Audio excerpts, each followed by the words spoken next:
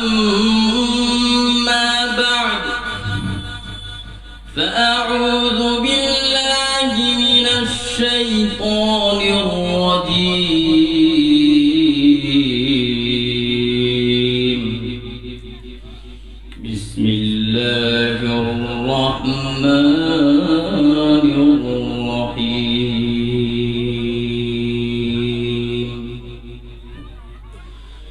يا أيها الناس كلوا مما في الأرض حلالا طيبا ولا تتبعوا خطوات الشيطان إنه لكم عدو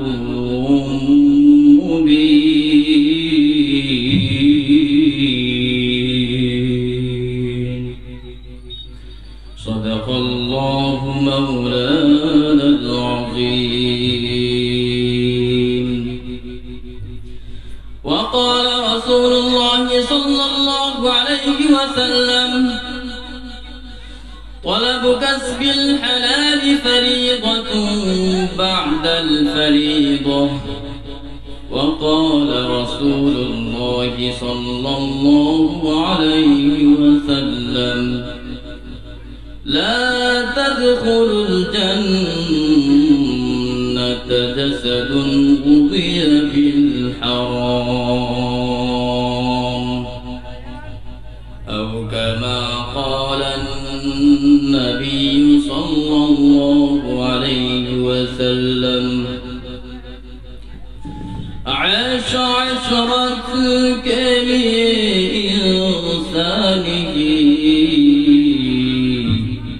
याद रखतो बंदा है मेहमानी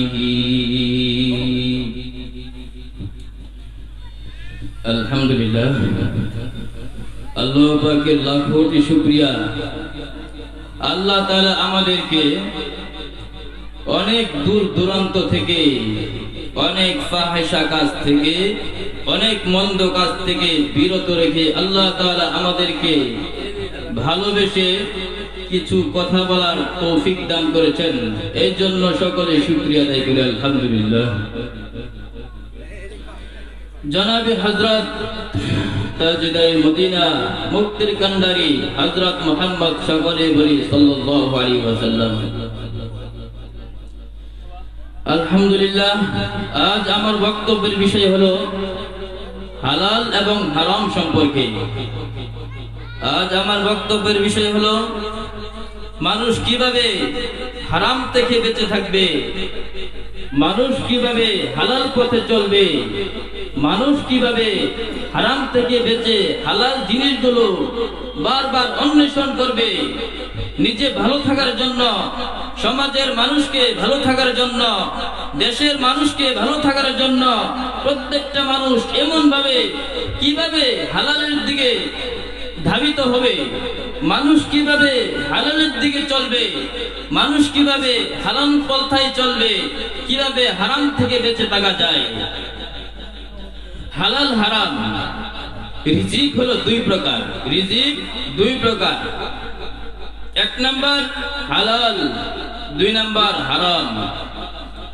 হালাল উপার্জন এভাবে করতে হবে যে হালাল উপার্জনটা হয় শরীয়ত সম্মত যে হালাল উপার্জনটা হয় শরীয়ত সম্মত প্রত্যেকটা হালাল পর্যায়ে যখন শরীয়ত সম্মত হবে তখন সে শরীয়ত সম্মত ভাবে অর্জন করে উপভোগ করাকে বলা হয় হালাল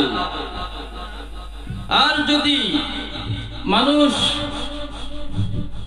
হালালের বিপরীত শরীয়ত সম্মত নয় এরকম কোনো কাজ খুঁজে চেষ্টা করে অন্বেষণ করার জন্য তাহলে সেটা হবে হারাম আল্লাহ তাআলা আমাদেরকে এই হালাল পথে বারবার খুঁজে চলার চেষ্টা করার তৌফিক দান করুন। আল্লাহ তাআলা কোরআন শরীফে ইরশাদ করেন يا أيها الناس كلوا مما في الأرض حلالا طيبا ولا تتبعوا خطوات الشيطان إنه لكم عدو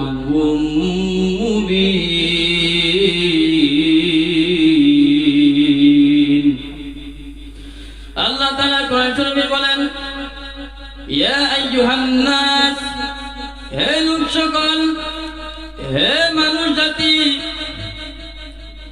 কুলু মিম্মা ফিল আরদি হালালান তাইয়্যিবা তোমরা খাও উপার্জন করো পৃথিবীর হালাল বস্তু থেকে হালাল জিনিসগুলো ভক্ষণ করো ওয়ালা তাত্তাবিউ খুতুওয়াতিশ শাইতান এবং তোমরা শয়তানের পদাঙ্ক অনুসরণ করো না ওয়ালা তাত্তাবিউ খুতুওয়াতিশ শাইতান এবং তোমরা শয়তানের পথকে অনুসরণ করো না ইন্নাহু লাকুম আদুউম মুবিন নিশ্চয় শয়তান মানুষের প্রকাশ্য শত্রু নিশ্চয় শয়তান মানুষের প্রকাশ্য শত্রু রাসূল করিম সাল্লাল্লাহু আলাইহি ওয়াসাল্লাম ইরশাদ করেন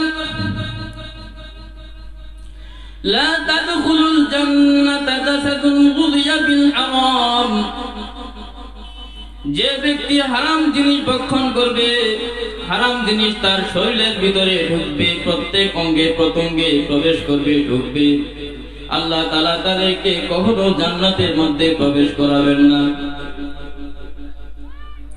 অন্য আয়াতে রাসূল করিম সাল্লাল্লাহু আলাইহি অন্য হাদিসে রাসূল করিম সাল্লাল্লাহু আলাইহি সাল্লাম বলেন طلب كسب الحلال فريضة بعد الفريضة রাসূল করিম সাল্লাল্লাহু আলাইহি সাল্লাম বলেন প্রত্যেকটা ফরজ যেরকম ফরজ নামাজকে আল্লাহ তাআলা ফরজ করেছেন রোজাকে আল্লাহ তাআলা ফরজ করেছেন যাকাতকে আল্লাহ তাআলা ফরজ করেছেন হজকে আল্লাহ তাআলা ফরজ করেছেন এরকম প্রত্যেকটা হজ যখন আমরা ফরজ অনুযায়ী করি প্রত্যেকটা নামাজ যখন আমরা ফরজ ভেবে নামাজ আদায় করি প্রত্যেকটা রোজা যখন আমরা যেভাবে ফরজ ভেবে রোজা আদায় করি এরকম ভাবে প্রত্যেকটা ফরজের মতন প্রত্যেকটা হালাল বস্তুকে খুঁজে তা অন্বেষণ করে ভক্ষণ করা আমাদের ফরজ কবি বলেন এই দুনিয়ার মধ্যে আমরা যারা আছি একমাত্র আল্লাহ তাআলার ইবাদত করার জন্য কবি বলেন আয়েশা আশরত কে লিয়ে ইনসানি याद रख तो बंदा है मेहमानी दार फानी की सजावट भर न जाने की उसे अपने असली घर सजा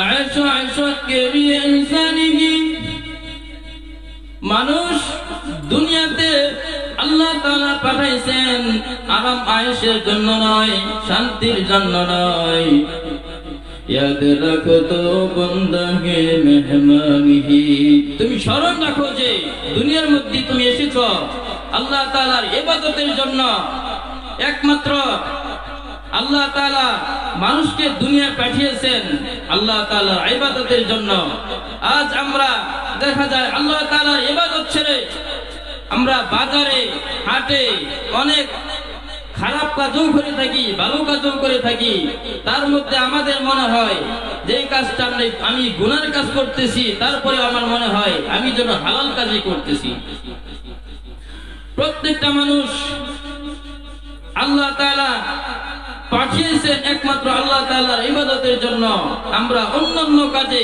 ঘুরে বেড়াচ্ছি ছুটে বেড়াচ্ছি একমাত্র দুনিয়া নিয়ে আমরা মগ্ন হয়ে গেছি এসব থেকে আল্লাহ তাআলা আমাদের হেফাজত করুন আমরা হালাল পথে চলবো হারাম দিক থেকে বেঁচে থাকার চেষ্টা করব হালাল হারাম না মানিয়া কত টাকা করছো কামাই এত টাকা রাখবা কোথায় কাফনের তো পকেট নাই ঠিক না বেঠে হালাল হারাম না মানিয়া কত টাকা করছো কামাই, এত টাকা রাখবা কোথায়, কাপড়ে তো পকেট নাই। টাকা পয়সা লইয়া কি কেউ কবরে গেছে, টাকা পয়সা লইয়া কি কেউ কবরে গেছে। কি জবাব দিবি রে তুই আল্লাহর কাছে, হাই কি জবাব দিবি রে তুই আল্লাহর কাছে। ভারতের দেওবন্দে মুহাম্মদ নামে একজন ব্যক্তি দিন মজুরির কাজে ব্যস্ত ছিল। সারাদিন বস্তা ভরে ঘাস কাটতো, এই ঘাস কেটে বাজারে বিক্রি করত। সারাদিন পরিশ্রম করে 6 পয়সায় বাজারের মধ্যে ঘাসগুলো বিক্রি করে নিজের জীবন যাপন করত। বাজারের মধ্যে যত মানুষ থাকুক, বেশি হোক বা কম হোক, যত মানুষ তার সামনে আসতো এই ঘাসগুলো কেনার জন্য, তিনি প্রত্যেক সময় 6 পয়সায় বিক্রি করতেন। গ্রাহক যখন বেড়ে যেত 6 পয়সার বেশি বিক্রি করতো না, যখন গ্রাহক কম থাকতো 6 পয়সারই বেশি বিক্রি করতো না। 6 পয়সা যখন বিক্রি করেন, এই 6 পয়সার মধ্যে বাড়িতে গিয়ে 2 পয়সা রাখতো তার সংসার চালানোর জন্য, আর 2 পয়সা তিনি জমা রাখতেন ভবিষ্যতের জন্য, আর 2 পয়সা দিয়ে সমাজের এলাকার উলামায়ে কেরামের জন্য রেখে দিতেন, তাদেরকে দাওয়াত খিলাবেন বলে। ভারতের সদরুল মুদাররিসিন হযরত ইয়াকুব নানতুবি রাহমাতুল্লাহি আলাইহি সব সময় ভাবতেন, আমি এই মুহাম্মদের ঘরে কবে খাবার খেতে যাব, কবে দাওয়াত খাবো। কারণ ওই ব্যক্তির ঘরে যখন আমি এই হালাল খাবার খেতে যাই, তখন আমার মনে হয় আমার যেন তেলাওয়াতের দিকে অগ্রসর হয়ে যাই। আমি যখন এই হালাল খাবার খাই, তখন আমার মনে হয় যেন আমি নামাজে দাঁড়িয়ে যাই। আমি যখন এই হালাল খাবার খাই, তখন আমার মনে হয় যেন আমি আল্লাহর ধ্যানে জিকির করতে থাকি। হযরত দেওবন্দের ইয়াকুব নানুতুবি রাহমাতুল্লাহি আলাইহি একবার দাওয়াত খেতে গেলেন। দাওয়াত খাইতে গিয়ে হঠাৎ করে যখন 1 লুকমা ভাত মুখের মধ্যে দিলেন, তখন মনে হয় যেন এই খাবারের মধ্যে কোনো ঝামেলা আছে। পরবর্তীতে তিনি এটা ভাবতে ভাবতে দেখলেন অবশ্যই খানার মধ্যে কোনো ঝামেলা আছে, হারাম মিশ্রিত আছে। হযরত ইয়াকুব নানুতুবি রাহমাতুল্লাহি আলাইহি বলেন, আমি যখন এই খাবার খেলাম, তারপর থেকে আমার মনে হয় 2 মাস পর্যন্ত এই খাবার খাওয়ার কারণে আমার নামাজের মধ্যে ধ্যান হইতে পারি না, ধ্যানমগ্ন হইতে পারি না। এই হারাম খাবার খাওয়ার পরে আমার 2 মাস পর্যন্ত মনে হয় আমি তেলাওয়াতের মধ্যে মগ্ন হইতে পারি না। এই হারাম খাবার খাওয়ার পরে আমার মনে হয় আমি জিকিরের মধ্যে মগ্ন হইতে পারি না। এটা বারবার ভাবতে লাগলেন। ভাবতে ভাবতে 2 মাস পরে আস্তে আস্তে হযরত মাওলানা ইয়াকুব নানুতুবি রাহমাতুল্লাহি আলাইহি 2 মাস পরে আস্তে আস্তে আল্লাহর ধ্যানে মগ্ন হয়েছেন। হারাম থেকে আমাদের বেঁচে থাকতে হবে। এই হারাম খাবার যখন আমরা খাবো, তখন আমার ব্রেনের মাধ্যমে এই হারাম জিনিসের চিন্তা আসবে। আর যখন আমরা হারাম জিনিস খাবো, এই চোখের মাধ্যমে আমরা হারাম জিনিসকে দেখব। আমরা যখন হারাম খাবো, আমার মনে হবে আমার কান দিয়ে আমি গান বাজনা খারাপ জিনিস শুনতেছি। আমরা যখন হারাম খাবো, তখন আমার মনে হবে আমার নাক দিয়ে আমি হারাম জিনিস শুনতেছি। আমরা যখন হারাম খাবো, তখন আমাদের মুখ দিয়ে হারাম জিনিসই বের হবে, হারাম কথাই বের হবে। আমরা যখন হারাম খাবো, তখন আমাদের হাত দিয়ে হারাম কাজই করব। আমরা যখন হারাম খাবো, তবে আমাদের পা যেদিকে যাবে সেটা হারাম পথেই চলবে। আল্লাহ তাআলা আমাদের হারাম থেকে বেঁচে থাকার তৌফিক দান করুন। এবং আমরা যখন প্রত্যেকটা কাজ কাজ, হালাল গুলি খুঁজবো, হালাল জিনিসগুলো খুঁজবো, হারাম হারাম থেকে বেঁচে থেকে হালাল জিনিস খাবো, তখন আমাদের ব্রেন থেকে এই হারাম জিনিস বাদ দিয়া এই হালাল জিনিসে ব্রেনের মাধ্যমে চিন্তা আসবে। যখন আমরা হালাল জিনিস খুঁজবো, যখন আমরা হালাল জিনিস খাবো, তখন আমাদের চোখের মাধ্যমে হালাল জিনিসকে দেখবো। যখন আমরা হালাল জিনিস খাবো, তখন আমাদের হাত দিয়ে হালাল কাজই করব। যখন আমরা হালাল জিনিস খাবো, তখন আমাদের এই কান দিয়ে হালাল জিনিসই আমরা শুনবো, ভালো জিনিসই আমরা শুনবো। যখন আমরা হালাল পথে চলবো, তখন আমাদের পা হালাল দিকে চলে যাবে।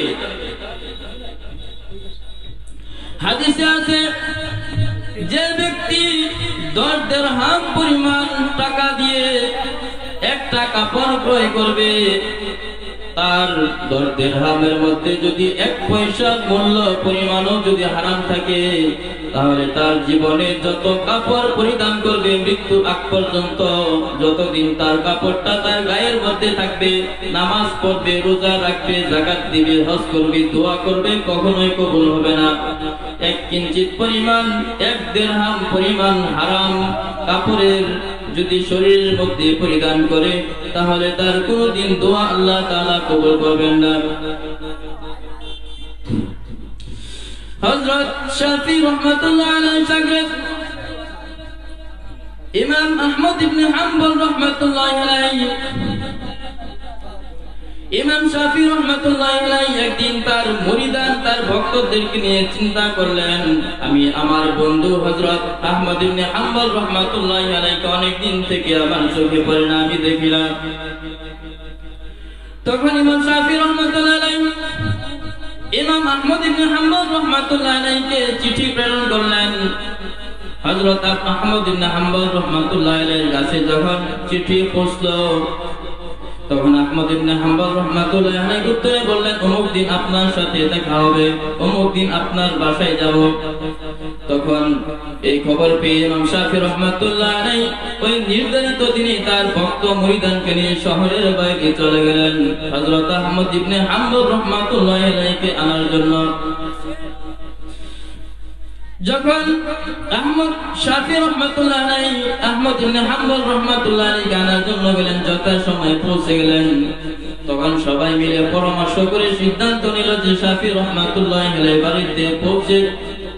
বাড়িতে নিয়ে যাবে।